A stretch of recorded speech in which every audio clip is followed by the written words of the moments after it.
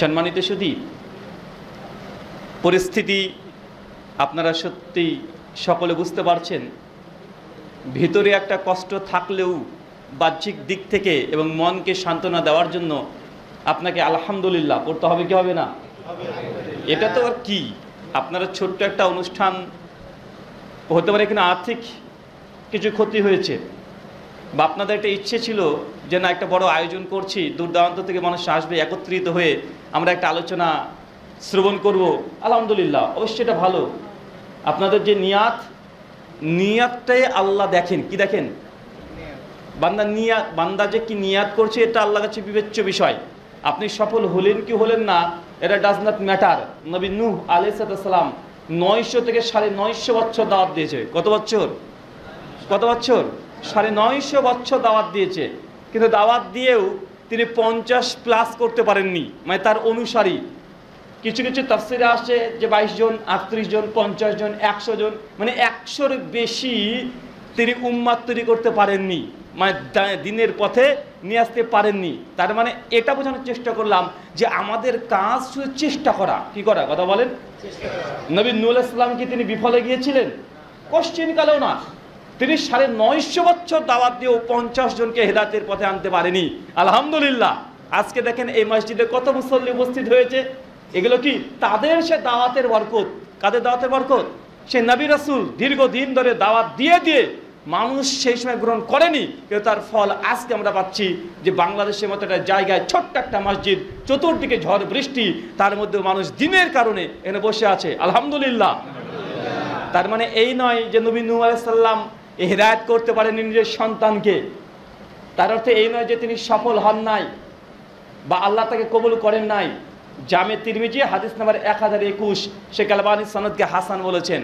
আল্লাহ সুবহানাহু ওয়া তাআলা মালাকুল মউত নাম শুনেছেন? এই ফেরেশতার, এই ফেরেশতা সবার কাছে আসবে চাচা। জিবরিল আলাইহিস সালাম যার কাছে যায় না, আর যার কাছে যায় সে অনেক বড় মাপের মানুষ হয়ে যায়। হয় কি হয় না? সব ফেরেশতা সবার কাছে যায় না, কিন্তু মালাকুল মউত এ প্রত্যেকে মানুষের কাছে আসবে। সে হোক হিন্দু, খ্রিস্টান, বৌদ্ধ, জৈন, ইহুদি, খ্রিস্টান, কৌল, ভিল, মুচি, ম্যাথর, যেই হোক না কেন তার সঙ্গে সাক্ষাৎ হবে কি হবে না? অবশ্যই হবে। মালাকুল মউতকে আল্লাহ সুবহানাহু ওয়া তাআলা একদিন ডেকে বলছেন, মালাকুল মউত, আজকে তুমি কার রূহটাকে কবজ করে নিয়ে এসেছো? মালাকুল মউত বলছে, আল্লাহ, অমুক গ্রামের অমুক পরিবারের আমি একটা ছোট্ট সোনামণিকে আজকে তার রূহটাকে কবজ করে নিয়ে এসেছি। আল্লাহ আবার বলছেন যে মালাকুল মউত, সত্যি কি তুমি তার সন্তানকে আজকে রূহটাকে কবজ করে নিয়ে এসেছো? তাকে কি মৃত্যু দিয়ে দিয়েছো? মালাকুল মউত বলছে, জি আল্লাহ, আজকে আমি তার এই মৃত্যুর এই যে কথা তাকদীরে লেখা ছিল আজকে সেটা আমি আজকে পূর্ণ করে দিয়েছি। আল্লাহ তখন বলছেন মালাকুল মউতকে, মালাকুল মউত, যখন তুমি তার পরিবারের ওই ছোট্ট সোনামণি, একজন সোনার টুকরা ছেলেটাকে যখন রূহটাকে কবজ করে নিয়ে চলে আসলে, মৃত্যু দিয়ে দিলে, সেই সময় তার পরিবারের মানুষজন কি বলেছিল? তার বাবা মা কি বলছিল? মালাকুল মউত বলছে, আল্লাহ, তার বাবা মা, তার পরিবারের লোক তখন বলছিল, আলহামদুলিল্লাহ, ইন্না লিল্লাহি ওয়া ইন্না ইলাইহি রাজিউন। আল্লাহ বলছেন যে মালাকুল মউত, সত্যি যদি কোনো বান্দা এই পরিস্থিতিতেও যদি আমার প্রশংসা জ্ঞাপন করে, আমার শুকরিয়া আদায় করে, এই পরিস্থিতি যে তার সন্তানকে আল্লাহ নিয়ে নিয়েছে, 3 বছরের কলিজার টুকরা, কেউ এখন স্থির থাকতে পারে না, এই সময়তে যদি কেউ নিজেকে এত সচেতন রেখে আল্লাহর প্রশংসা আদায় করতে পারে, তাকে জানিয়ে দাও বাইতুল ফিল জান্নাহ, তার জন্য আমি আল্লাহ জান্নাতে একটা ঘর দিয়ে দেব। আপনাদের কি তার চাইতে বড় কিছু হয়েছে? তাতে এত মনটা খারাপ কেন? জি, মন খারাপ আছে নাকি? এই হাদিসটা যথেষ্ট। যদি মানুষ যদি বিপদে আপদে যে কোনো পরিস্থিতিতে যদি নিজের তাকদীরকে স্বীকার করে নেয়, আজকে যে জিনিসটা ঘটেছে এটা আজকের নয়, এটা সৃষ্টির 50,000 বছর পূর্বেই আল্লাহ এটা লিখে রেখেছে, আজকে বাস্তব দেখছেন। তাই তো আপনি দুঃখিত কেন? আপনি তো বলবেন আলহামদুলিল্লাহ আলা কুল্লি হাল ফি কুল্লি মাকাম। আল্লাহ, তুমি যা মন চাই তুমি তাই করেছো, তুমি যেটা লিখেছো সেটাই ঘটেছে, আমি তোমার সিদ্ধান্তে আল্লাহ আমি একদম সন্তুষ্ট, আলহামদুলিল্লাহ। তারপরে তোমার প্রশংসা, নিঃসন্দেহে এর মধ্যে মুমিনদের জন্য কল্যাণ আছে। এটা হচ্ছে ঈমান। পারবো কি পারবো না? ইনশাআল্লাহ। আল্লাহ সুবহানাহু ওয়া তাআলা কবুল করো, আমিন। সম্মানিত সুধী, আজকে যেসব ছোট ছোট সোনামণিরা আছে, কেউ কোরআনে হাফেজ, তাদের অভিভাবকরাও এসেছে, মায়েরা এসেছে, বোনেরা এসেছে। একটা কথা মনে রাখবেন, চূড়ান্ত বাস্তব সত্য কথা, আমাদের এই সমাজ সত্যর চাইতে মিথ্যার দিকে বেশি ছোটে। তারা কারিগরের চাইতে বাজিগরের পেছনে বেশি ছোটে। কি বললাম বলেন তো? একটা কারিগর আর একটা কি বাজিগার। বাজিগার কে? দেখবেন মাঝপথে রাস্তাতে দাঁড়িয়ে বাজি বিভিন্ন রকমের জাদু টোনা দেখাচ্ছে, একটা ছোট্ট সন্তানকে কেটে দেখাচ্ছে, বিভিন্ন রকমের বাজি দেখাচ্ছে, জাদু দেখাচ্ছে। মানুষ তারা প্রত্যেকেই জানে যে লোকটা যেটা করছে এটা চোখের ভেলকিবাজি, এটা তার হাতের কারামত, এটা সম্পূর্ণ মিথ্যা। তারপরে সে মানুষগুলো দলবদ্ধভাবে ভিড় হয়ে ওই বাজিগারের বাজি দেখে কি দেখে না, ওই জাদুঘরের জাদু দেখে কি দেখে না, ওই ম্যাজিশিয়ানের ম্যাজিকগুলো দেখে কি দেখে না। কিন্তু সবাই জানে যেটা আমি দেখছি এটা সত্য নয়, এটা মিথ্যা, সম্পূর্ণ মিথ্যা। আমাদের চোখের আড়ালে সে কোনো কিছু করছে হয়তোবা, কিন্তু আমি বুঝতে পারছি না। কিন্তু তারপরেও তাদের কাছে মানুষ আজকে বেশি যায় কি যায় না? কেন? সে বাজিঘর, সে জাদুঘর, মানুষকে ক্ষণস্থায়ী কিছুক্ষণের জন্য শান্তি দেয়, মানুষকে আনন্দ দেয়। এই জন্য মানুষ জাদুঘরের কাছে, বাজিঘরের কাছে বেশি চলে যায়, যদিও তারা জানে এটা মিথ্যা, সম্পূর্ণ ভুল। তারপরে মানুষ ভিড় জমায়। কিন্তু যে কারিগর, তার কাছে মানুষ যায়। দেখবেন এটা কামার সারা দিন ধরে লোহা পিটাচ্ছে, উত্তপ্ত একদম গরম কুণ্ডলীর সামনে দাঁড়িয়ে আছে, দিন রাত সে আগুনের সামনে থেকে থেকে লোহাকে পিটিয়ে পিটিয়ে একটা খুন্তি তৈরি করছে। কয়জন মানুষ এই কারিগরের সামনে গিয়ে এই জ্ঞানটা অর্জন করে? কয়জন? কে দেখেছেন? কাউকে দেখা যায়? কথা বলেন। সমাজ কখনোই কারিগরকে মূল্য দেয় নাই। কারিগরের বেতন সবচেয়ে কম, কারিগরকে কেউ কখনো মূল্য দেয় না। কিন্তু বাজিগর যে কোনো জায়গায় তার অনেক মর্যাদা, তাকে দেখে মানুষ তাকবীরের ধ্বনি পর্যন্ত দেয়। দেয় কি দেয় না? এখানে আমি জাস্ট উদাহরণ দিলাম। ঠিক এমনটাই আমাদের সমাজে অনেক আমাদের মতো আলেম ওলামারা আছে, আমার মতো বক্তা আছে, যারা মানুষকে চটকদার বক্তব্য দিয়ে শ্রোতাদেরকে গরম করে রেখে দেয়, লাখ লাখ হাজার হাজার জনসাধারণকে ধরে রাখে। বাজিগার। কিন্তু কারিগর কোনগুলো? মাদ্রাসার শিক্ষক, দিন রাত ছেলেপিলেদেরকে কষ্ট করে পরিশ্রম করে রাত দিন পবিত্র কোরআন মাজিদকে দিনের পর দিন ছাত্রের সঙ্গে থেকে থেকে তাকে কোরআন মাজিদের হিফজ করাচ্ছে। কিন্তু এই ব্যক্তিকে কেউ চেনে না। ইনি কি? ইনি হচ্ছেন কারিগর, সমাজকে তৈরি করবে। কিন্তু বাজিগরকে সবাই চেনে, চেনে কি চেনে না? বাজিগরকে আমরা সবাই চিনি। তাই আপনাদেরকে আগে বুঝতে হবে কোনটা বাজিগরের পেছনে ছুটছেন না কারিগরের পেছনে ছুটছেন। সব জায়গাতে দেখেন যারাই কারিগর তাদের কাছে বেতন কম আছে না নাই? মসজিদের ইমাম সাহেবের বেতন কত? হ্যাঁ, 5,000। একজন ইমাম সাহেবকে বলছি যে হুজুর মসজিদে তো আছেন, ইমামতি করছেন, কত বেতন? উনি বলছেন 3500 টাকা। মানে এমনভাবে বলছে, আরে 3500 টাকা। আমি প্রথমে ভেবেছিলাম এমনভাবে বলছে মানে 35,000 বলবে। আমি বলছি ঢুকেছিলেন কয় টাকাতে? উনি 8 বছর ধরে মসজিদে খেদমত করছে, 3500 টাকা বেতন। কেন? ইনি কারিগর, ইনি সমাজকে তৈরি করেন, মানুষকে জুমাতে খুতবা দেন, মানুষের কাছে কিছু নসিহত করেন। তারপরেও আজকে দেখেন কারিগর যেখানেই আছে তাদের মর্যাদা মাকাম কম। কম কি কম নয়? আল্লাহ সুবহানাহু ওয়া তাআলা তুমি আমাদের সমাজের মানুষদের দায়িত্বশীল যারা আছে তাদেরকে তুমি হেদায়েতে কামেলা দান করো, পড়ি আমিন। আল্লাহ সুবহানাহু ওয়া তাআলা যত মুসলিম দিনী ভাই এবং বোনেরা আছে প্রত্যেককে ইসলামের জন্য কাজ করা তৌফিক দান করো, আমিন। ছোট্ট একটা আপনার কাছে প্রশ্ন করে যাই, একটা আলোচনার সময় নয়, এখানে আলোচনা করেও সমস্ত কিছু আপনাকে যে বুঝিয়ে দেবো এমনটা নয়, কারণ আপনারা জানেন না এমন কিছু নেই। নামাজ পড়তে হবে, রোজা করতে হবে, হজ করতে হবে, জাকাত দিতে হবে, জেনা করা যাবে না, ব্যভিচারের ধারে কাছে যাওয়া যাবে না, 1 টাকা সুদ করলে মায়ের সঙ্গে জেনা করলে পাপ হয়, সব জানা আছে না নাই? আছে না নাই? কোনো নারী যদি সুগন্ধি মেখে রাস্তায় বের হয়, আল্লাহ নবী বলেছে ওই নারী হচ্ছে জেনাকারিনী, মানে আপনার ভাষায় বেশ্যা। এ হাতে জেনা আছে না নাই? আরে শেখ আব্দুর রাজ্জাক বিন ইউসুফ হাফিজাল্লাহ কতদিন চিৎকার মেরে বলছেন নেসাউন কাসিয়াতুন আরিয়াতুন, ওই মেয়েটি যে পোশাক পরা পরে উলঙ্গ সে জাহান্নামে যাবে, ও 14 গোষ্ঠী জাহান্নামে যাবে। ভাই আর কতদিন শুনবেন একই ওয়াজ? আর কতবার, কতদিন বোঝানো যায়? আপনারা জানেন না এমনটা নয়। তবে আপনাকে একটা কথা বলে যাই, বলেন তো এই গোটা বিশ্ব জগতে আল্লাহ সুবহানাহু ওয়া তাআলা মুহাম্মদ রাসূলুল্লাহ সাল্লাল্লাহু আলাইহি সাল্লামকে যে পাঠিয়েছিলেন, নবী মুহাম্মদ সাল্লাল্লাহু আলাইহি ওয়াসাল্লাম স্বপ্ন কি ছিল? বলেন তো তার স্বপ্ন কি? তার মিশন কি ছিল? তিনি কি চাইতেন? কেন তার রাতের পর রাত দিনের পর দিন তিনি ঘুমাতে পারতেন না, তিনি ছটফট করতেন? কোন কারণে? কথা বলতে পারবেন কেউ? কি কারণে? মানুষকে জাহান্নাম থেকে বাঁচাতে, আদম সন্তান আদমের বাচ্চা একটাও যেন জাহান্নামে না যায়, এটা নবীর ছিল স্বপ্ন। মুসনাদ আহমদ হাদিস নাম্বার 24,134, তামিমাত দাড়ি তিনি হাদিস বর্ণনা করছেন। 3টে সনদ আছে, 2টো সনদ সহি, একটা দুর্বলতা আছে। আল্লাহর নবী যখন কখনো সফর থেকে বাড়িতে আসতেন, বাড়িতে আসার পরে প্রথম কাজ তিনি মসজিদে প্রবেশ করতেন, 2 রাকাত সালাত আদায় করতেন। কয় রাকাত চাচা? কয় রাকাত?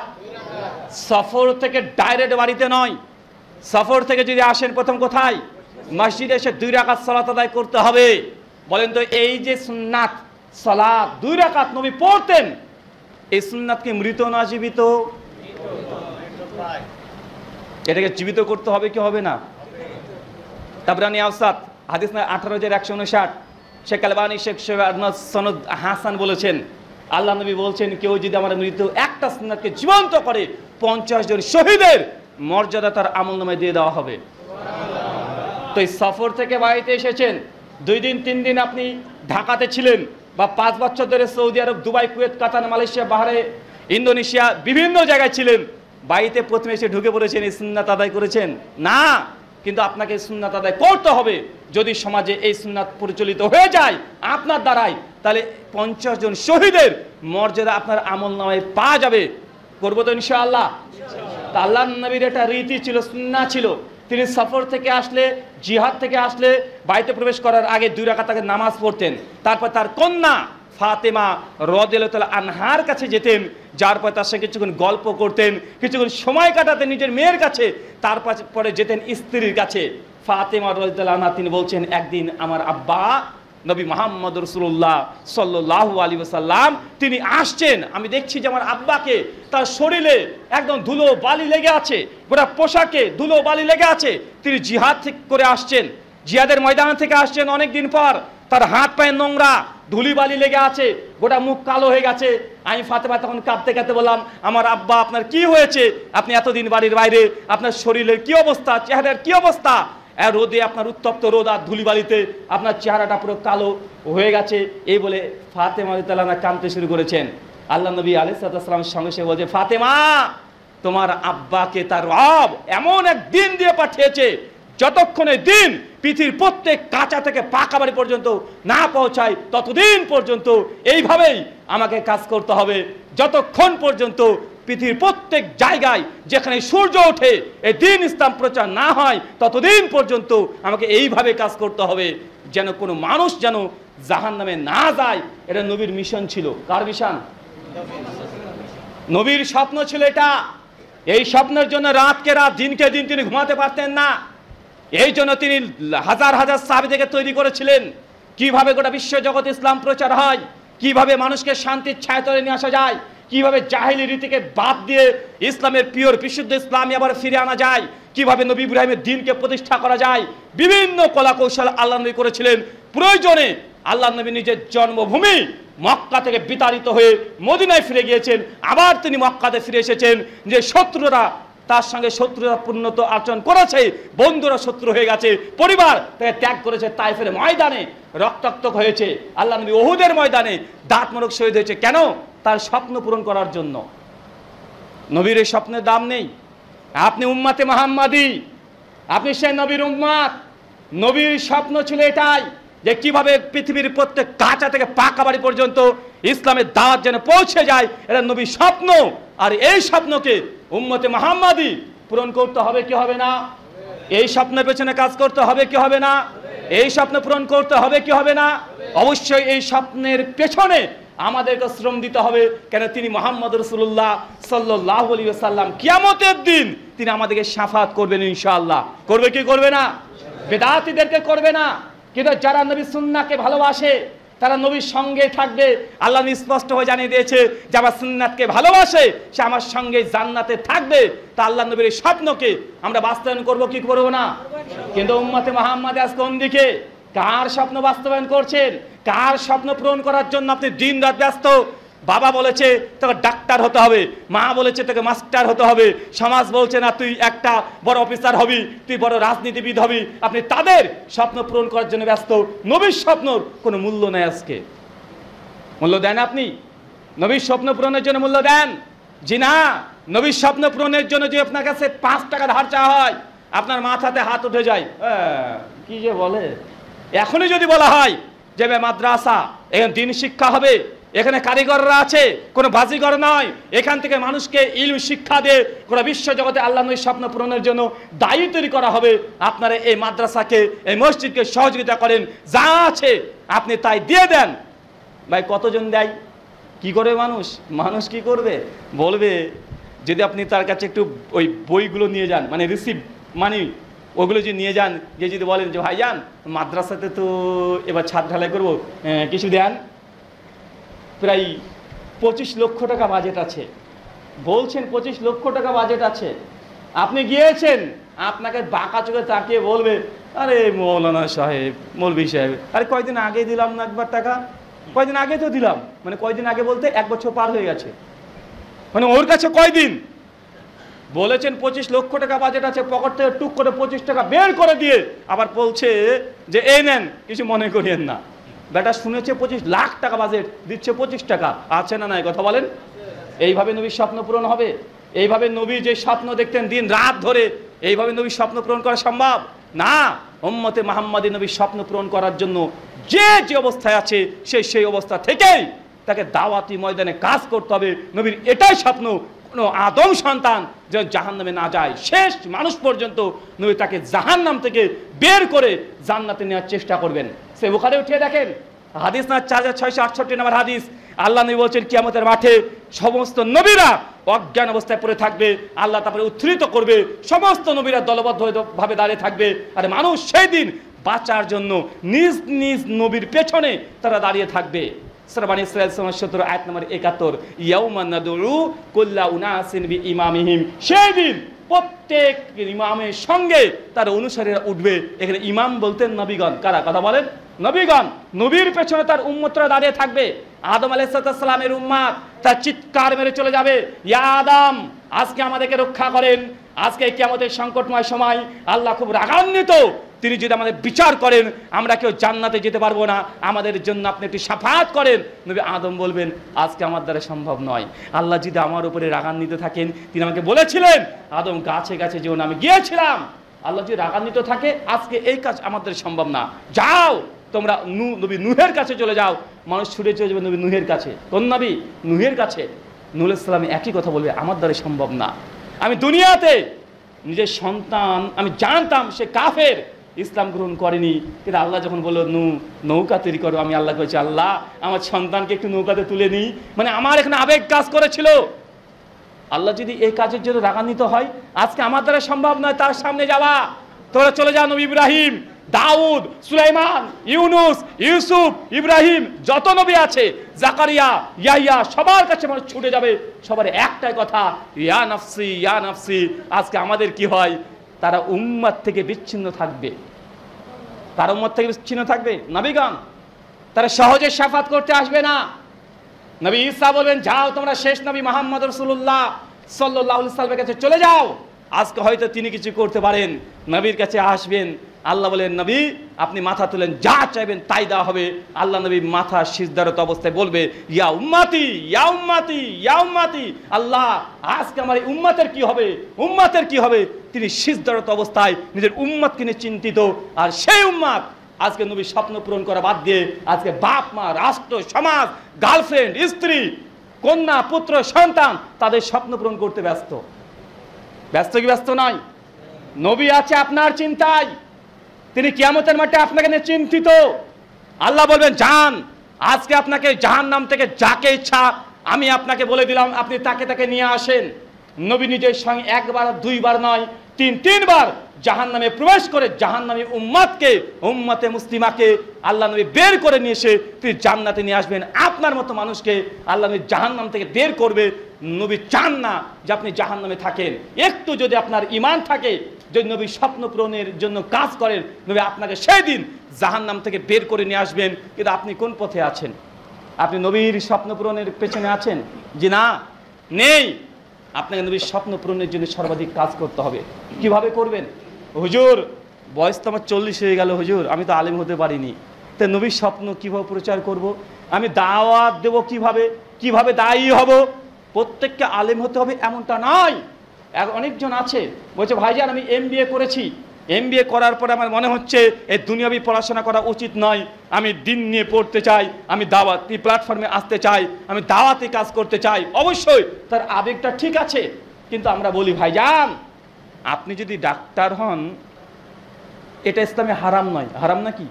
না, ডাক্তার আছেন ওইখান থেকেই নবীর স্বপ্ন পূরণ করার চেষ্টা করেন। কিভাবে করবেন? আজকে সমাজে অনেক ডাক্তার আছে, এরা ডাক্তার না কসাই? এরা টাটকা, অধিকাংশ ডাক্তার আজকে কসাই।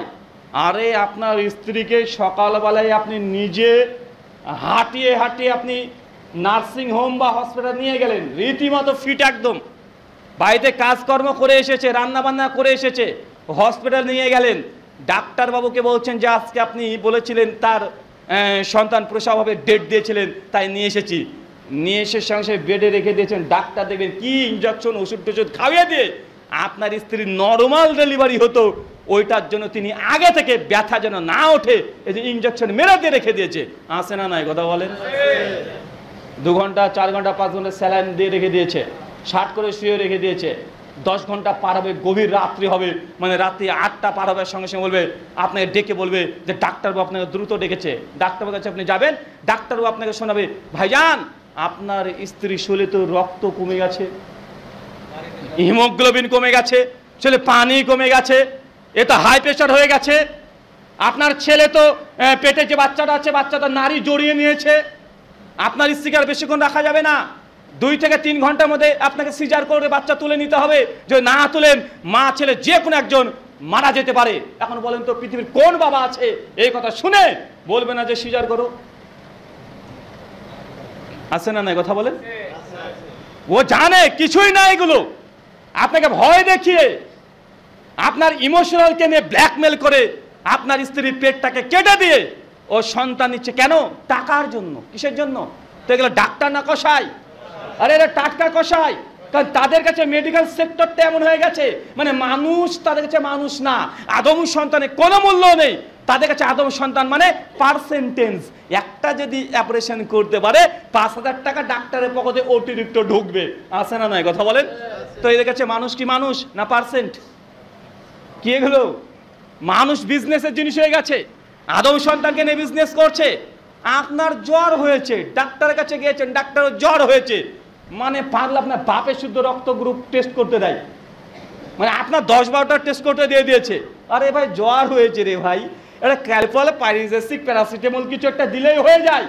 ও না দিয়ে বলবে আরে সর্বশেষ মানে ডেঙ্গুর সম্ভাবনা আছে, চতুর্দিকে ডেঙ্গু হচ্ছে, 10খানা রক্ত মানে টেস্ট করার জন্য আপনাকে দিয়ে দিয়েছে। কেন? কারণ আপনি রক্ত টেস্ট করতে যাবেন, ওইখানে পার্সেন্টেজ আছে। আপনি মানুষের বাচ্চা না, আপনি তাদের কাছে পার্সেন্ট, টাকা, কত মানুষ মরলো বা বাঁচলো এটা তাদের কাছে আর গুরুত্ব নেই, বরং কত টাকা ঢুকলো পকেটে এটা তাদের কাছে গুরুত্বপূর্ণ হয়ে গেছে। এটা হচ্ছে বাস্তবতা। কিন্তু আপনি যদি একজন মুসলমান ডাক্তার হন, যদি আপনার ভিতর ঈমান থাকেন, আপনার ভিতর ঈমান থাকলে কোনো মায়ের ওই অবস্থাতেই ইমোশনাল ব্ল্যাকমেল করে তাকে কখনো সিজার করে বাচ্চা তুলতে চাইবেন না। আপনি আল্লাহর প্রতি ভরসা করতে বলবেন সেই মেয়েকে, সে মাকে বলবেন যে মা তুমি ইনশাআল্লাহ আমি দোয়া করছি তোমার জন্য, তুমি যেন নর্মালি ডেলিভারি হয়, তুমি কষ্ট একটু হতে পারে, আল্লাহর উপরে সবর করো, ধৈর্য ধারণ করো, ইনশাআল্লাহ তুমি দোয়া পড়তে থাকো, আয়াতুল কুরসি পড়তে থাকো, সূরা ফাতিহা পড়তে থাকো, আর জিকির আজকার করতে থাকো, তওবা ইস্তেগফার করতে থাকো, ইনশাআল্লাহ নরমাল ডেলিভারি হবে হবে। একজন মুমিন ডাক্তার যদি থাকে সে পেশেন্টকে আগে থেকে মানসিক দিক থেকে শক্তি দেবে কি দেবে না? কথা বলেন। কিন্তু এখন যদি মানুষ যদি হয়ে যায় তাকে যে পার্সেন্ট, মানে এইকে যদি অপারেশন করতে পারি ডাক্তারের পকেটে 5,000, নার্সিংহোমে 5,000, ওষুধওয়ালা পাচ্ছে 5,000, আর ওই যে একটা বাইরে থেকে ধরে নিয়ে এসেছে দালাল ও পাবে 3,000। আছে না নাই? কথা বলেন। তো মানুষকে নেতার ব্যবসা করছে। আমি এই জন্যই বলেছি যে আপনি যদি জেনারেল লাইন থেকে পরে ডাক্তার হন, আপনি মুসলমান ডাক্তার হন। কি ডাক্তার? কথা বলেন। মুমিন ডাক্তার হন। অন্ততপক্ষে মেয়েদের সঙ্গে মায়েদের সঙ্গে এই নোংরামি যেন না হয়, এটা আপনাকে হতে হবে, যে যে সেক্টর আছে সেখান থেকে দাওয়াতি মিশনের কাজ করতেই হবে। আমাদের মিশন একটাই, সেটা ইসলাম। কি কথা বলেন? ইসলাম। পৃথিবীর প্রত্যেক কাঁচা থেকে পাকা বাড়ি পর্যন্ত ইসলাম জেনে পৌঁছায়। আপনার সোশ্যাল মিডিয়া, ফেসবুক, এটাকে মুসলমান বানিয়ে নেন। হুজুর কি করব? তারা মুসলমানই দিতে হবে নাকি? ফেসবুকের আবার অন্য কিছু আছে নাকি যে তাকে মুসলমানই বানাবো? ভাই, মুসলমান দেওয়া মানে কেটে দিলেই সে মুসলমান হয়ে যায় না, হয়ে যায় নাকি? কথা বলেন। ওটা কাটার সঙ্গে কোনো সম্পর্ক নাই, ওটা সুন্নাত। ওটা সুন্নাত, ওটা কাটলে যে মুসলমান এমনটা নয়। অনেক মানুষ এটাই মনে করে যে ছেলেটা 7 বছর বয়স হয়েছে, সামনে কেটে দিলেন, এখন ভাবছে ছেলেটা এতদিনে মুসলমান হলো। তো এতদিন কি ছিল রে ভাই? এতদিন কি ছিল? ওই যে মুসলমানি দেওয়ার পরে মুসলমান হয়। আরে ভাই না রে ভাই, এটা যা সুন্নাত, নবী ইব্রাহিমের সুন্নাত, আপনি করছেন ভালো, ইসলামের চিহ্ন, এটা সাইন অবশ্যই করবেন, এটা ফিতরাত। কিন্তু এটা না করলে সে মুসলমান না। তো মেয়েদেরকে কি বলবেন? কথা বুঝতে পারলেন না মনে হয়। আপনার যে যেখানে আছেন ওইখান থেকে আপনাকে কি করতে হবে? দাওয়াতি কাজ করতে হবে। ফেসবুক আছে না আপনার? ফেসবুকে 5000 ফ্রেন্ড আছে? হ্যাঁ আছে। আপনি কিছু জানেন না, কোরআন মাজিদে অ্যাপস ডাউনলোড করেন, কোরআন মাজিদে একটা আয়াত প্রতিদিন সকালবেলা একটা, সন্ধ্যাবেলা একটা দিয়ে দেন।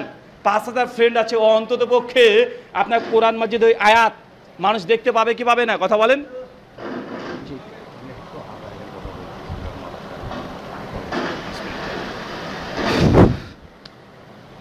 ঠিক আছে,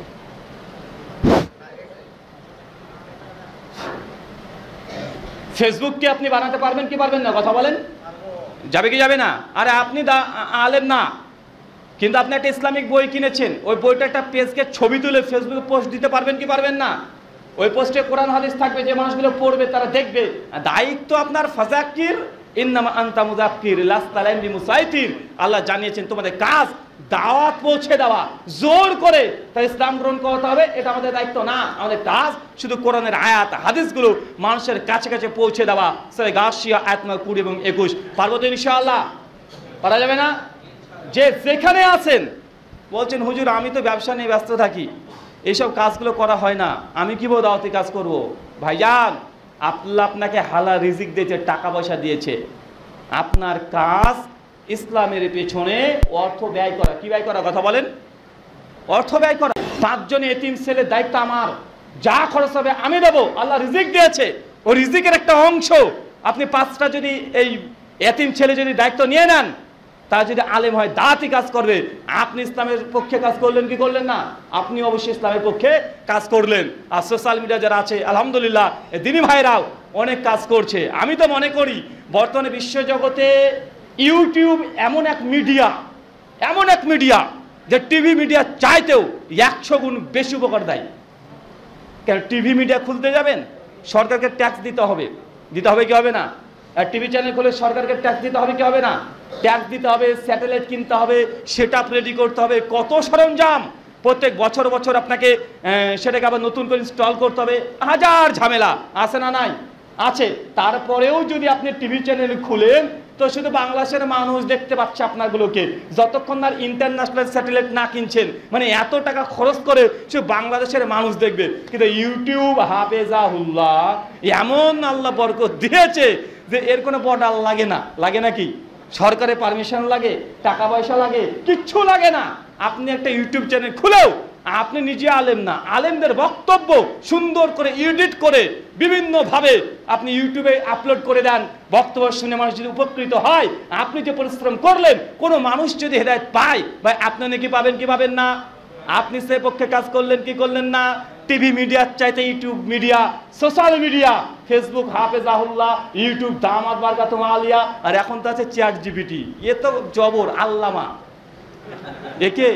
এ আল্লামা অনেক বড় মুফতি, এ বেচারা সব জানে, মানে এমন কিছু নাই যে জানে না, ভুলভাল হলেও সে বলে দেয়।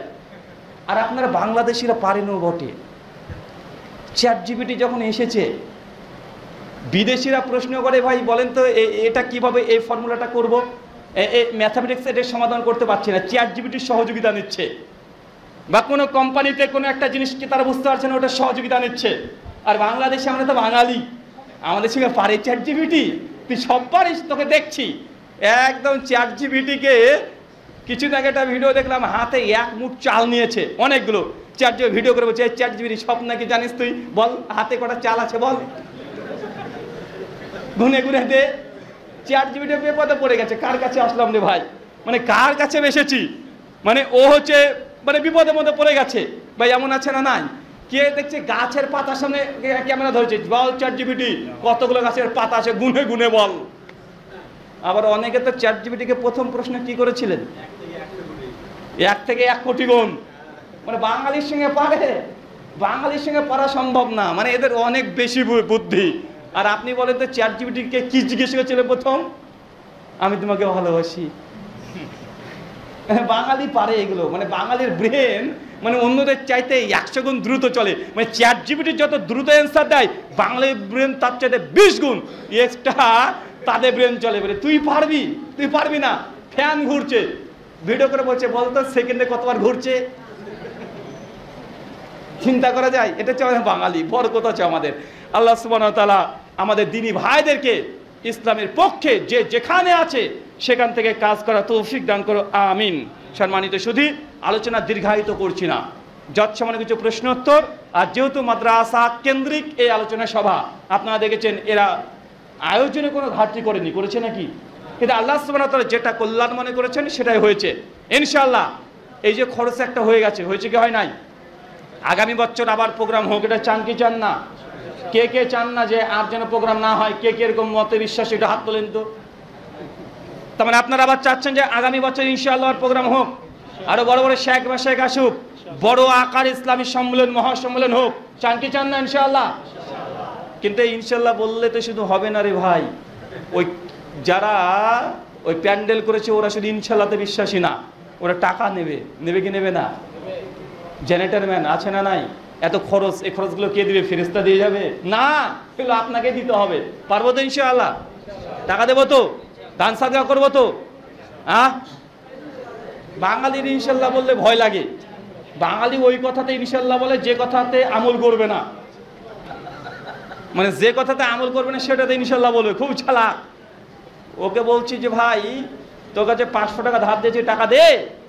ও বলছে ইনশাআল্লাহ দেবো, মানে এই যে ইনশাআল্লাহ বাঙালি বলেছে ও আর দিবে না, মানে ও বিশ্বাস করে আমি যে টাকা দিয়ে দেবো, তো ইনশাআল্লাহ কেন বলবো? জীবনে বলে তো ইনশাআল্লাহ বলছি। আপনি ওই রকম ইনশাআল্লাহ বলিয়েন না, আমরা দেবো তো ইনশাআল্লাহ। আচ্ছা, কে কে যারা বিবাহিত তাদের কাছে 500 টাকা, অবিবাহিত 200 টাকা, কে কে দিবেন না তারা হাত তোলেন। বিবাহিত না অবিবাহিত? বিবাহিত 500 টাকা, মাশাআল্লাহ, এই তো চলে যেতে 500 টাকা। বিবাহিতরা ফার্স্ট, বিবাহিতরা ফার্স্ট হয়ে গেছে, ম্যারেড এরা ফার্স্ট হয়ে গেছে। অবিবাহিত মাত্র 200 টাকা। কে কে আছেন দেবেন ইনশাআল্লাহ? আচ্ছা, যারা দিবেন না তারা হাত তোলেন তো ভাই একটু। কি আবার? আইনউদ্দিন 1000 টাকা। শেখ এদিকে দেখান, পড়তে ব্যস্ত, এদিকে দেখান। অবিবাহিত ছেলেরা সবাই বলছে, আমি প্রশ্ন করেছি যে 200 টাকা করে কে দিবেন না হাত তোলেন, কেউ হাত তুলছে না, তার মানে কি সবাই দেবে? মুরব্বী তাই বলছে, তাহলে অবিবাহিত সবাই 200 টাকা করে দেবেন তো ইনশাআল্লাহ। আর মায়েদের কাছে তো আমরা যেতে পাচ্ছি না, যারা মায়েরা আছেন তারা যথাসম্ভব যতটুকু সম্ভব, কারণ আপনাদেরকে তো স্বামীরা টাকা দেয় না, কি করবেন? দিয়ে দেন। আমরা নাহলে ফতোয়া দিয়ে দেবো যে স্বামীর পকেট থেকে চুরি করা যায়, দিয়ে দেন তো, বাকিটুকু আমরা দেখবো। যা আছে দিয়ে দেন, আল্লাহ কবুল করুক, আমিন। আইনউদ্দিন জি, উনি 1000 টাকা দিয়েছেন, আল্লাহ তুমি কবুল করো। আল্লাহুম্মা সাল্লি আলাইহি আল্লাহুম্মা বারিক আলাই। যারা যারা দান করেছেন আল্লাহ সাথে আপনার দানকে কবুল করুক, আপনার রিজিকে বারাকা দান করুক, আপনাদের পরিবারের মধ্যে বারাকা দান করুক। জমিও দিয়েছে, আল্লাহ যেন তার জমি দান কবুল করেন। আচ্ছা, প্রশ্ন উত্তর। আচ্ছা, আর কে আছে ভাই আপনারা? হ্যাঁ, দ্রুত আলোচনা হবে আরো। আচ্ছা, ক্যামেরাম্যানরা দেবে নাকি? সবাই একটু অংশ নেন, যেহেতু অনেক টাকা খরচ হয়ে গেছে। ক্যামেরাম্যান যারা আছে তারা দেবে না? মিডিয়া যারা এসেছে, মাশাআল্লাহ, এই ওদেরকে কিছু দিয়ে ওরা খরচ করে এসেছে।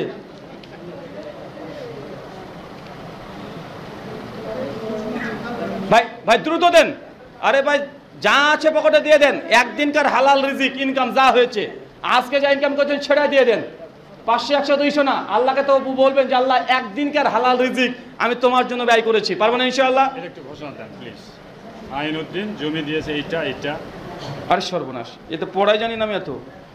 মোহাম্মদ আইনউদ্দিন মৃত পিতা মাতার জন্য দান, প্রতিষ্ঠাতা অত্র মাদ্রাসা মৌজা দিয়েছেন, খতিয়ান 83, দাগ নাম্বার 723, জমি পরিমাপ 1.5 মানে 50, মসজিদ খতিয়ান দাগ নাম্বার তিনি দিয়েছেন, খতিয়ান নাম্বার বিস্তারিত দিয়ে দিয়েছেন। আল্লাহ তুমি তার দান এবং তার নগদ যে টাকা দিয়েছে তুমি কবুল করে নাও, আমিন।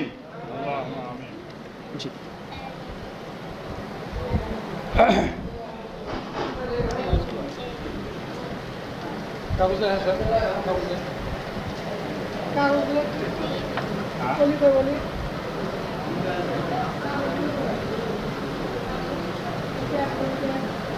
আপনারা সবাই একটু অংশগ্রহণ করেন ভাই, দ্রুত দিয়ে দেন। আচ্ছা, আপনি পড়তে থাকেন, প্রশ্ন একটা পড়তে থাকেন, আমরা অ্যান্সার করতে থাকি। এইগুলো হলো প্রশ্ন আসছে। আচ্ছা, আমার এটা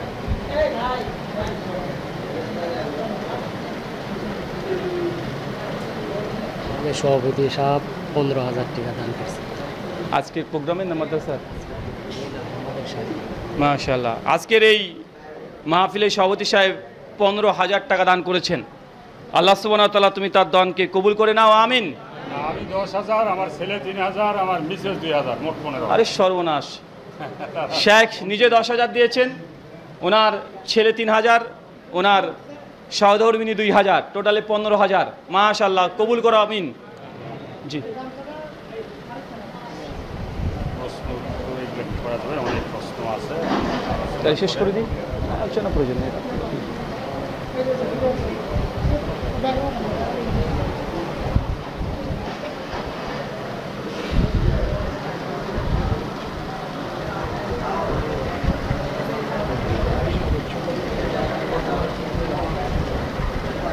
এই ধরেন, নাম প্রকাশ করতে চান না আমাদের একদিনই ভাই, তিনি 2,000 টাকা দান করেছেন। আল্লাহ তুমি তার দানকে কবুল করো, আমিন। জি, প্রশ্ন পড়তে থাকেন। প্রশ্ন হলো, 1 নম্বর প্রশ্ন হলো, পাখি শিকার বৈধ? কি শেখা? পাখি শিকার, পাখি পাখি মানে ও সরি, পাখি। আচ্ছা, তাতে পরিবেশ নষ্ট হয় কেন, কিভাবে? এটা হলো, দেখে আমাকে দেন।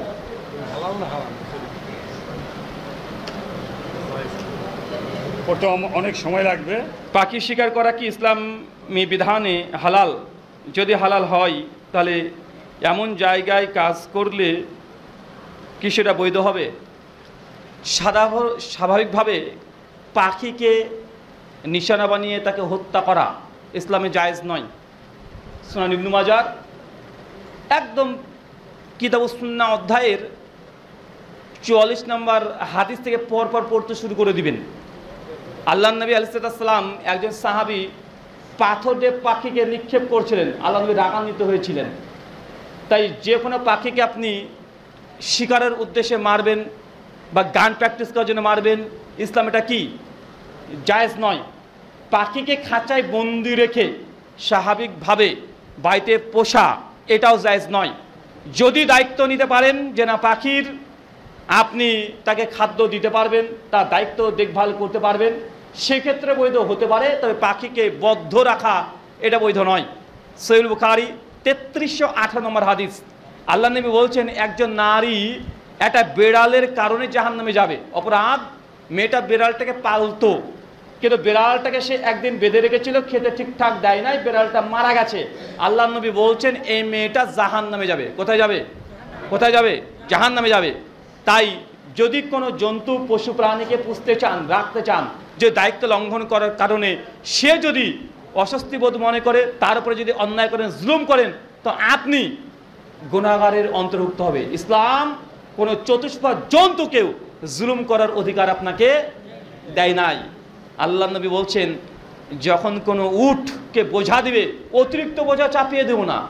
অতিরিক্ত মানে এলাকা তাকে দেখা যেত না, একটা গরু দেখাচ্ছে 2 কুইন্টাল বইতে পারে, তাকে 4 কুইন্টাল তুলে দিয়েছে, কিন্তু এই গরু বা ঘোড়া তার চলতে পারে না, আর মালিক যিনি আছেন তাকে জোরে জোরে তাকে পেটাচ্ছে, আছে না নাই? আছে না? আগে যেমন মাঠ ঘাটে আমরা দেখা যেত যে বলদগুলো নাঙ্গল টানতে পারে না, তাকে সবাক সবাক করে মেরে দিচ্ছে, দেখা যেত কি যেত না? 1500 বছর আগে আল্লাহ নবী বলেছে যে না, পশুদেরকে এইভাবে নির্যাতন করা যাবে না, এটাও জুলুম, আপনি অন্যায় করছেন তাদের সঙ্গে, জিজ্ঞাসিত হতে হবে কিয়ামতের মাঠে। জি। আহলে হাদিসরা প্রচলিত রাজনীতির সাথে জড়িত নেই, এজন্য অনেকেই মনে করেন তারা দিন কায়েমের চেষ্টা করে না। এ সম্পর্কে কিছু বলুন। আহলুল হাদিস যারা এই মানহাজে বিশ্বাসী, তারা প্রচলিত রাজনীতির সঙ্গে চলাচল করে না, তার উদ্দেশ্যে তারা বলতে চায়, অতএব বোঝা যায় যে আহলে হাদিসরা দিন কায়েমের জন্য তাদের কোনো উদ্দেশ্য নেই। আচ্ছা, এই আব্রাহাম লিঙ্কনের ডেমোক্রেসি, গণতন্ত্র বা এই জিনিসটা কতদিন আগে আবিষ্কার হয়েছে? কতদিন আগে? 200 বছর। আচ্ছা, 200 বছর আগে যদি ডেমোক্রেসি, গণতন্ত্র, রাজতন্ত্র এইগুলো যদি আসে, তার আগে কি ইসলাম ছিল না? তো তার আগে উম্মতে মুসলিমা তখন ছিল কি ছিল না? তারা কিভাবে দিন কায়েমের জন্য কাজ করেছে একটু বের করেন তো, কিভাবে? আপনি বলছেন যে বর্তমান যদি রাজনীতি না করে, সমর্থন যদি না দেয়, তাহলে সে দিন কায়েমের পক্ষে কাজ করলো না। তো এই ডেমোক্রেসি, গণতন্ত্র এগুলোতে এসেছে 200 বছর। তো তার আগে তো মুসলমান ছিল দুনিয়াতে, ছিল কি ছিল না? কথা বলেন তো। তারা কোন পদ্ধতিতে দিন কায়েম করেছে? তারা ইসলামের জন্য কোন পদ্ধতি অবলম্বন করেছে সেটাকে বের করেন। আহলুল হাদিস তারা বলে না যে দিন কায়েম করার জন্য কোনো মত, পথ, পদ্ধতি নেই। তারা বলে অবশ্যই মত, পথ, পদ্ধতি আছে। আমাদের সমাজে 3 কোয়ালিটির মানুষ আছে দিন কায়েম করার জন্য চেষ্টা করে। 1, বোমা, দুমদাম, সে চলবে, আছে না নাই? আছে না ভাইজান? মানে ওদের কাছে রাজতন্ত্র, গণতন্ত্র যাই বলেন না কেন, ভোটতন্ত্র যা আছে সব হারাম, সব শিরক। বোম মারো, ক্ষমতা দখল করে নাও, এরকম আছে না নাই? কিন্তু যারা আবার রাজতন্ত্র, যারা গণতন্ত্রের মাধ্যমে, ভোটতন্ত্রের মাধ্যমে রাষ্ট্রে যেতে চায়, তাদেরকে মুশরিক তারাই ফতোয়া দিচ্ছে। দেয় কি দেয় না?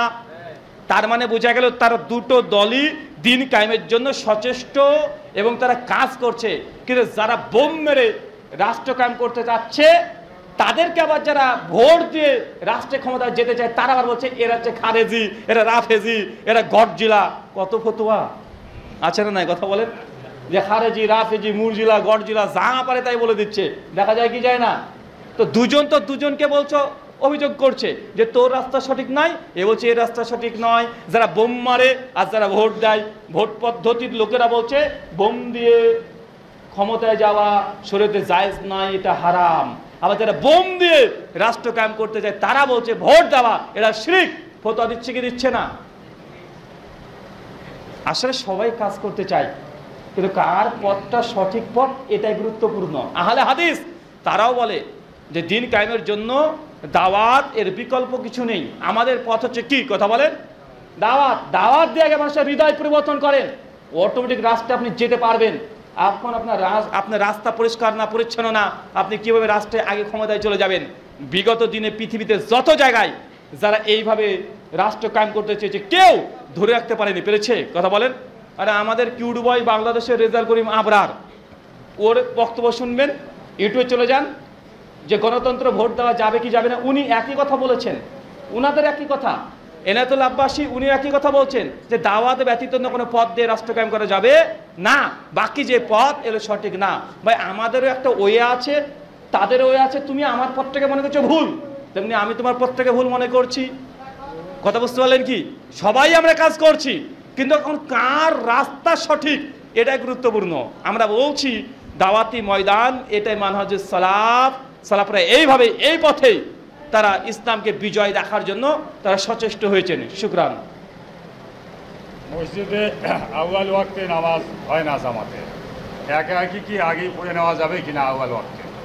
আউয়াল ওয়াক্তে যদি জামাত না হয়, তাহলে আগেই পড়ে নিতে পারবেন কি পারবেন না? এখন কতটুক সময় লেট করছে, ডিলে করছে, এটা দেখতে হবে। দেখছে 15-20 মিনিটে কম বেশি হচ্ছে, তাহলে জামাত এটা অনেক গুরুত্বপূর্ণ বিষয়। কথা বুঝতে পারলেন? তাই জামাতে সামিল হয়ে যান। তো দেখছেন যে না, ঘন্টা পার করে দিচ্ছে, তাহলে আওয়াল ওয়াক্তে এসে 2-4 জন মিলে জামাত করে সালাত আদায় করে নেন, সমস্যা নেই। ইবনে মাসউদ থেকে হাদিস বর্ণনা আছে যে আওয়াল ওয়াক্তের গুরুত্ব অনেক ক্ষেত্রে জামাতের চাইতে বেশি গুরুত্ব হয়ে যায়, কিন্তু জামাতের গুরুত্বও স্বতন্ত্র আছে। দুটোকে সমন্বয় করতে পারলে ভালো। আর দেখা যাচ্ছে যে না, সমন্বয় করা সম্ভব হচ্ছে না, মানে নামাজ জামাত ধরতে গেলে একদম ওয়াক্ত শেষ হয়ে যাচ্ছে, তাহলে আপনার উচিত একাকী আওয়াল ওয়াক্তে সালাত আদায় করে নেওয়া 2-4 জন সঙ্গে নিয়ে। শুকরান। বাংলাদেশে ডক্টর জাকির নায়েক আসলে ভারতের বাধা কেন, এ বিষয়ে কিছু বলেন। ওইটা যারা ক্ষমতা আছে তাকে জিজ্ঞাসা করেন, এটা আমার প্রশ্ন রে ভাই।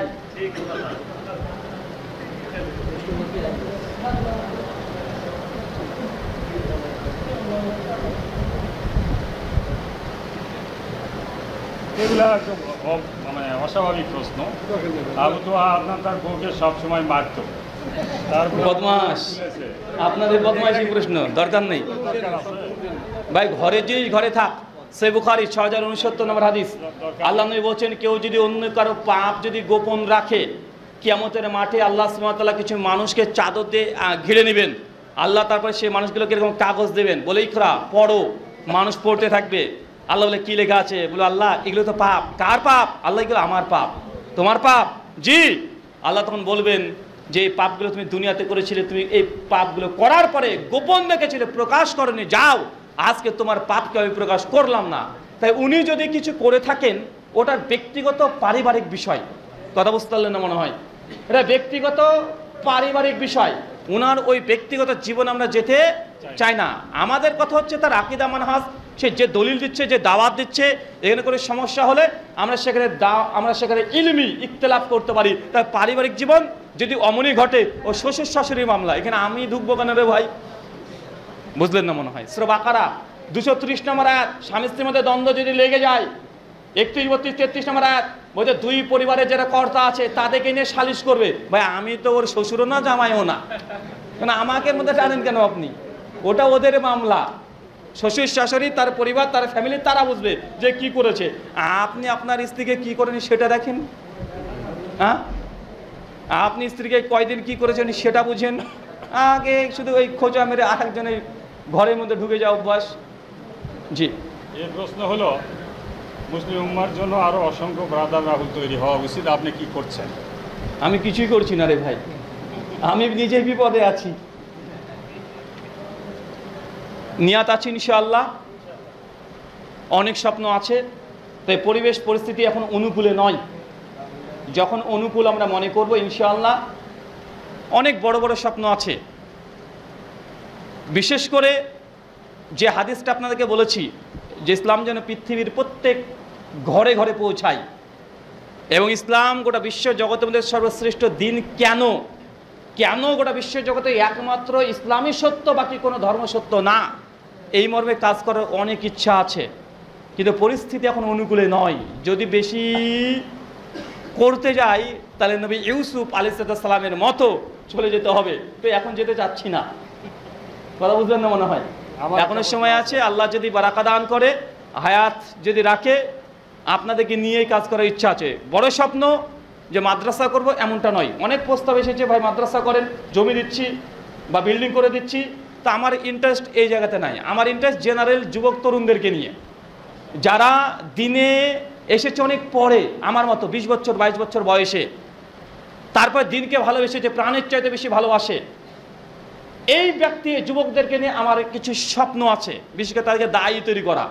শর্ট কোর্স 2 থেকে 3 বছরের মধ্যে তাদেরকে কমপক্ষে ইসলামী আকীদা, ফিকহ, কোরআন মাজিদ, তাসবিহ করে পড়া। এবার এই একটা ফ্যাকাল্টি, সঙ্গে সঙ্গে আধুনিক যতগুলো মতবাদ আছে, যতগুলো আছে, শুধু ধর্ম নয়, হিন্দুইজম, খ্রিস্টানিটি, জুইশিজম, এগুলো শুধু না, এর সঙ্গে ফ্যামিনিজম বলেন বা নারীবাদী আন্দোলন, যেগুলো তারা আইডিওলজি খাড়া করছে, ইসলামের বিরুদ্ধে অ্যাথিজম, অ্যাগনস্টিকিজম, যতগুলো আছে আধুনিক মতবাদ, সবগুলোরকে কিভাবে রদ করা যায়, কিভাবে তাদের সঙ্গে কথা বলা যায়, তাদের দলিলকে কিভাবে খণ্ডন করা যায়, ডিবেটিং স্কেল কিভাবে তৈরি করা যায়, কোন প্রশ্নের জবাব কিভাবে দিতে হয়, মানে এইগুলো আলহামদুলিল্লাহ আমাদের কাছে খাতা কলমে রেডি, কিন্তু আমরা এখন পেশ করতে পারছি না। যখন সুযোগ হবে ইনশাআল্লাহ যুবক তরুণদেরকে নিয়ে কাজ করার স্বপ্ন আছে, কিন্তু এর জন্য অনেক কিছুই প্রয়োজন। এখন আমি বলতে পারেন ভাই শুরু করে দেন, ভাই শুরু করব বললেই তো করবো না।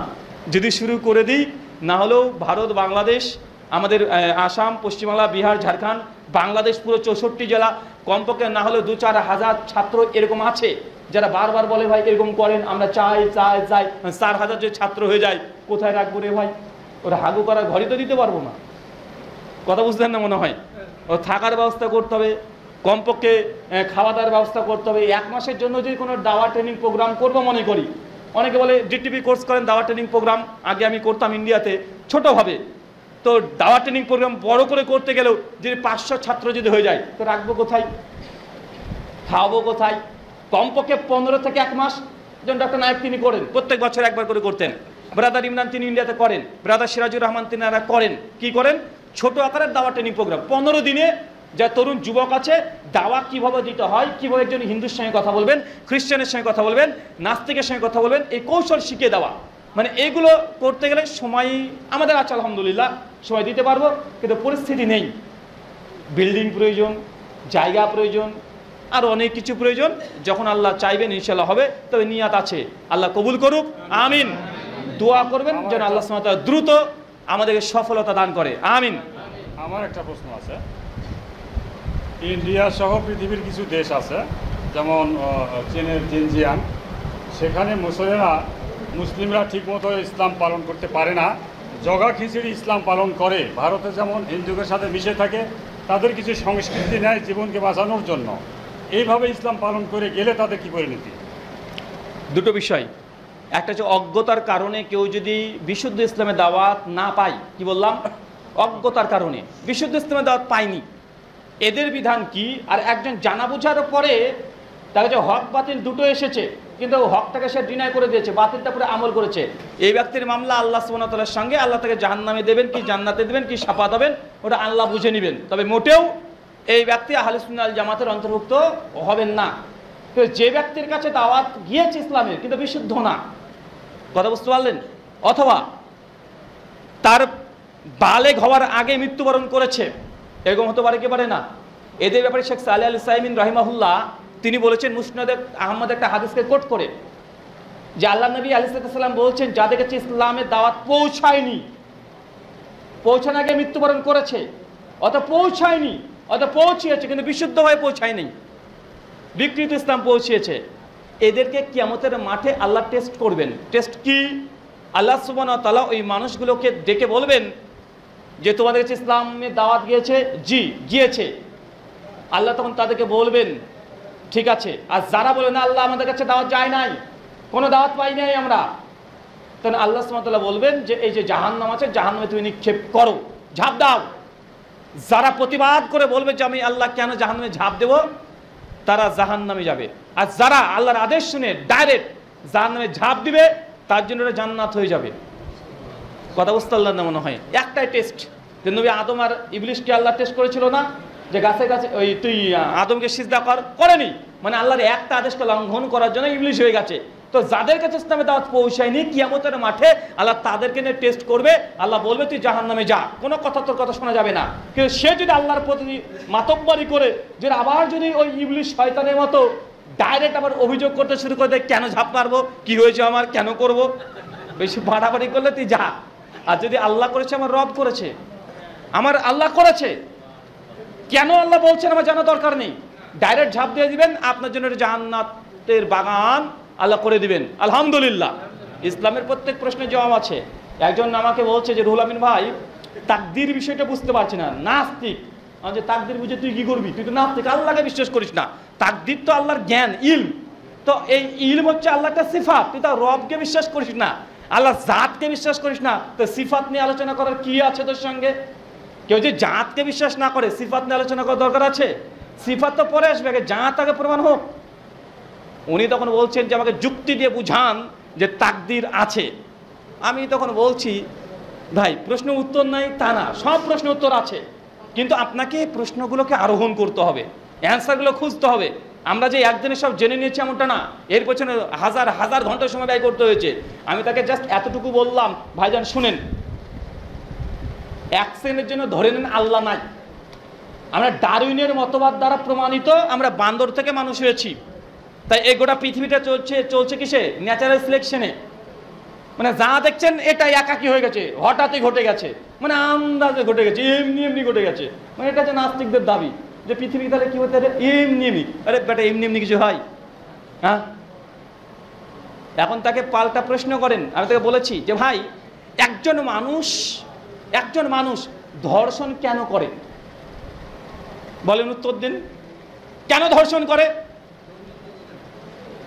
যৌন উত্তেজনায়। তো এই যৌন উত্তেজনা যে আসছে, কেন আসছে? আবার আপনি শয়তান চলে যান, চাচা ওটা তো মুসলমানের উত্তর, নাস্তিকের উত্তর দিতে হবে। ওর উত্তর কি? তো ও বলছে যেটা আমাদের শরীরে কেমিক্যাল রিয়াকশন, মানে আমরা যাই করি না করি সেটা কি আমাদের কেমিক্যাল রিয়াকশনের ফলাফল ঘটে। তার মানে বোঝা যাচ্ছে যে একজন মানুষ একটা নারীকে ধর্ষণ করছে, তার শরীরের মধ্যে কেমিক্যাল রিয়াকশন ঘটেছে, তার ব্রেনকে প্রভাবিত করছে, ও গিয়ে ধর্ষণ করছে। তো ভাই শাস্তি দিচ্ছ কাকে? আমার হাত পা কি অপরাধ করেছে ভাই? আমার হাত পা এটা দোষ কি রে ভাই? আরে দোষ তো ভেতরে চলছে, মানে কেমিক্যাল রিয়াকশন। আমার ডিএনএর দোষ, আমার ডিএনএর কারণে সে চোর হয়েছে, ডাকাত হয়েছে, ধর্ষক হয়েছে।